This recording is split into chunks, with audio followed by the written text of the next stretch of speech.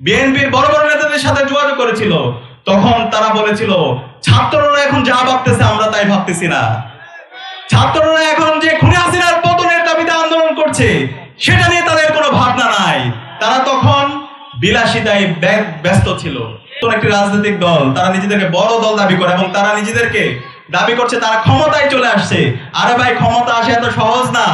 চাঁদাবাজি করবেন, টেন্ডারবাজি করবেন, ভোট কেনার আপনি পরিকল্পনা করবেন, আবার হাওয়া ভবন তৈরি করার চেষ্টা করবেন, আবার মানুষের উপর জুলুম করার চেষ্টা করবেন, নারীদের উপর স্ট্রেট শেমিং করবেন, সাইবার বুলিং করবেন, হ্যারাসমেন্ট করবেন। এই ধরনের যদি আপনাদের অ্যাক্টিভিটিস থাকে, সেই পুরাতন রাজনৈতিক কালচার আপনারা রেখে যান, তাহলে আপনাদেরকে এই জনগণ লাল কার্ড দেখাবে। জনগণ এই জুলাই বিপ্লবের মাধ্যমে তারা ইনসাফের পক্ষে কথা বলতে শিখে গেছে। ইনসাফকে যে প্রতিনিধিত্ব করবে, যারা সত্যের পথে থাকবে, যারা কল্যাণ রাষ্ট্রের কথা বলবে, যারা কথা এবং কাজের মধ্যে মিল রাখবে, তাদেরকে এই দেশের মানুষ নির্বাচিত করবে, তাদেরকে নেতা হিসাবে তাদেরকে নির্বাচিত করবে। এবং সে জায়গায় অধ্যাপক মিয়া গোলাম পরোয়ার এবং আজকে খুলনা আসনের বিভিন্ন পর্যায়ে যারা বাংলাদেশ জামাত ইসলামের প্রার্থীরা আছে, তারা তাদের কথা এবং কাজের মাধ্যমে তারা তাদেরকে প্রমাণ করেছে কিভাবে একটা কল্যাণ রাষ্ট্র প্রতিষ্ঠা করতে হয়, কিভাবে সকল মানুষের অধিকার নিশ্চিত করতে হয়, কিভাবে ন্যায্যতা ইনশিওর করতে হয়, কিভাবে ছাত্রদের অধিকার নিশ্চিত করতে হয়। আজকে আমি যে জমিনে দাঁড়িয়ে কথা বলছি, এই জমিনটা একটি ঐতিহাসিক জমিন। বাংলাদেশের বিগত ফ্যাসিবাদী আমলে যে অঞ্চল সবচেয়ে বেশি জুলুমের শিকার হয়েছে, তার মধ্যে অন্যতম একটি অঞ্চল হচ্ছে খুলনা সাতক্ষীরা অঞ্চল। আজকে আমি মজলুমদের সামনে দাঁড়িয়ে কথা বলছি। ফ্যাসিবাদী আমলে খুনি হাসিনার বিরুদ্ধে চোখে চোখ রেখে যে অঞ্চলের মানুষরা সবসময় প্রতিবাদ প্রতিরোধ জারি রেখেছে, সে অঞ্চল হচ্ছে খুলনা অঞ্চল। একই সাথে আজকে এই ডুমুরিয়া এবং ফুলতলা আসনে যে মানুষটি আপনাদের প্রতিনিধি হিসাবে নির্বাচন করছে, অধ্যাপক মিয়া গোলাম পরোয়ার, তিনি শুধু এই খুলনার নেতা নয়, তিনি সারা বাংলাদেশের নেতা। জুলাই বিপ্লবে যখন আন্দোলন হচ্ছিল, আমার প্রতিদিন পরোয়ার ভাইয়ের সাথে কথা হতো। যখন খুনি হাসিনা ইন্টারনেট ব্ল্যাকআউট এবং কারফিউ জারি করছিল, ঠিক আগ মুহূর্ত আমি পরোয়ার ভাইয়ের সাথে কথা বলছিলাম।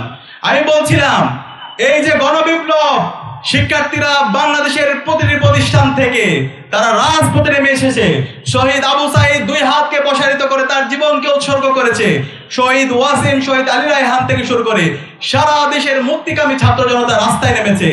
আপনারা রাজনৈতিক দল বিএনপি, জামাত, সকল রাজনৈতিক দল রাস্তায় নামেন এবং এই হাসিনার পতন আন্দোলনে ঐক্যবদ্ধভাবে রাস্তায় নেমে, রাজপথে নেমে আপনারা এই আন্দোলনে নেতৃত্ব দেন। তখন আমি যখন পরোয়ার ভাইকে বলেছিলাম, পরোয়ার ভাই সাথে সাথে বলেছিল এই আন্দোলনের সাথে জামাত ইসলামের একত্রতা আছে। খুনি হাসিনার পতনের জন্য যাই করা দরকার তাই করার জন্য জামাত ইসলামী প্রস্তুত আছে। একই সাথে দুর্ভাগ্যের বিষয়, তখন তিনি বাংলাদেশের মেজর পলিটিক্যাল পার্টির সাথে যোগাযোগ করেছিল, বিএনপির বড় বড় নেতাদের সাথে যোগাযোগ করেছিল, তখন তারা বলেছিল ছাত্ররা এখন যা ভাবতেছে আমরা তাই ভাবতেছি না। ছাত্ররা এখন যে খুনি হাসিনার পতনের দাবিতে আন্দোলন করছে সেটা নিয়ে তাদের কোনো ভাবনা নাই। তারা তখন বিলাসিতায় ব্যস্ত ছিল। কিন্তু আজকে তারা বড় বড় বিপ্লবে সাজার চেষ্টা করছে। আমরা আপনাদের এই আসনের যে প্রতিনিধি অধ্যাপক মিয়া গোলাম পরোয়ার, সেই মিয়া গোলাম পরোয়ার আজকে একদিনে তৈরি হয়নি। দীর্ঘ ফ্যাসিবাদী আন্দোলন, লড়াই, সংগ্রাম এবং জেল জুলুমের মাধ্যমে আজকের অধ্যাপক মিয়া গোলাম পরোয়ার তৈরি হয়েছে। বিগত ফ্যাসিবাদী আমলে 7.5 বছর তিনি জেলের মধ্যে খুনি হাসিনা তাকে বন্দী করে রেখেছিল।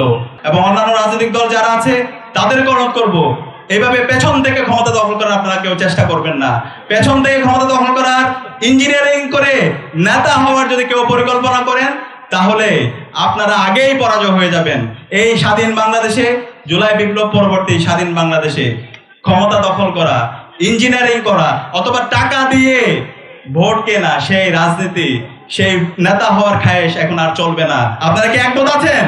কেউ যদি টাকা দেয় তাহলে ওর দিকে আপনারা জুতা মেরবেন। টাকা নেওয়া মানে শহীদদের সাথে প্রতারণা করা, এই কাজ করা যাবে না। যারা এই টাকা দিয়ে ভোট কিনতে চায় তারা আপনার থেকে টাকা নিয়ে পরবর্তীতে আপনার উপর জুলুম করবে, আপনার উপর নির্যাতন করবে। সেই ফেসিবাদীরা যেভাবে গত 16 বছরে বাংলাদেশকে একটি অকার্যকর রাষ্ট্রে পরিণত করেছিল, ঠিক একইভাবে ওই ধরনের অকার্যকর রাষ্ট্র হিসাবে তারা বাস্তবায়ন করার জন্য চেষ্টা করবে। সম্মানিত উপস্থিতি, আজকে বাংলাদেশ জামাত ইসলামীর ইশতেহারে তারা বলছে তারা সবার জন্য একটি বাংলাদেশ নির্মাণ করতে চায়। এখানে আমাদের যারা অন্যান্য ধর্মাবলম্বী যারা আছে, আমরা দেখতে পাই বাংলাদেশ একটি সাম্প্রদায়িক সম্প্রীতির দেশ। এখানে সকল মানুষ একসাথে হাজার বছর ধরে বসবাস করছে। এখানে হিন্দু, চাকমা, মারমা, ত্রিপুরা, রাখায়ন সকল মানুষ একসাথে বসবাস করার বাংলাদেশের ঐতিহাসিক একটি ঐতিহ্য সারা বিশ্বে নজির স্থাপন করেছে। কিন্তু বিগত ফ্যাসিবাদী আমলে আমরা দেখতে পেয়েছি হিন্দু বনাম মুসলমান এই ধরনের একটি সাম্প্রদায়িক দাঙ্গা লাগানোর আমরা অপকৌশল দেখতে পেয়েছি। এই অপকৌশলে স্বাধীন বাংলাদেশে চলবে না ইনশাআল্লাহ। আমরা কথা দিতে চাই, অধ্যাপক মিয়া গোলাম পরোয়ার এবং বাংলাদেশ জামাত ইসলামী যদি এই দেশের শাসন ক্ষমতা আপনাদের ম্যান্ডেট পেয়ে নির্বাচিত হয়ে আসে, এই দেশের সকল মানুষরা নিরাপত্তায় থাকবে ইনশাআল্লাহ। এবং আমার যারা হিন্দু, চাকমা, মারমা, ত্রিপুরা, রাখায়ন, অন্যান্য ধর্মাবলম্বী যারা আছে তাদের নিরাপত্তা নিশ্চিত করার দায়িত্ব হচ্ছে রাষ্ট্রের। রাষ্ট্র তাদের শতভাগ নিরাপত্তা নিশ্চিত করবে ইনশাআল্লাহ। একই সাথে আমাদের যারা কৃষকরা আছে তাদের যে অধিকার, তাদের যে ন্যায্যতা, সেই ন্যায্যতা নিশ্চিত করার দায়িত্ব হচ্ছে আমাদের প্রতিনিধি এবং রাষ্ট্রের, সেটা নিশ্চিত করবে ইনশাআল্লাহ।